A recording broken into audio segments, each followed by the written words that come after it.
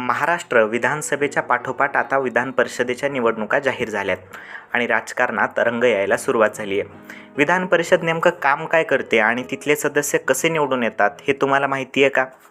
तर विधानसभा जसं कनिष्ठ सभागृह आहे तसंच वरिष्ठ सभागृह म्हणून विधान परिषदेला ओळखलं जातं. परिषदेची सदस्य संख्या 40 ते 90च्या दरम्यान असावी लागते. महाराष्ट्राची 78 इतकी आहे. या सदस्यांना देखील आमदार म्हणूनच ओळखल्या जातं आणि या 78 पैकी 12 राज्यपाल नियुक्त, 30 सदस्यांची विधानसभेच्या आमदारांकडून निवड होते, तर प्रत्येकी 7 सदस्य पदवीधर आणि 7 सदस्य शिक्षक मतदारसंघातून निवडून येतात.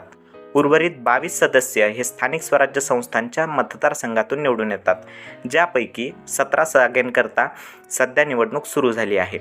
कारण राहिलेल्या 5 जागेवरती आरक्षणाच्या मुद्द्यामुळे स्थानिक स्वराज्य संस्थेच्या निवडणुका झालेल्याच नाही आहेत. 17 जागेंसाठी मतदान 18 जूनला सकाळी 8 ते दुपारी 4 पर्यंत होणार आहे, तर मतमोजणी 22 जूनला होईल.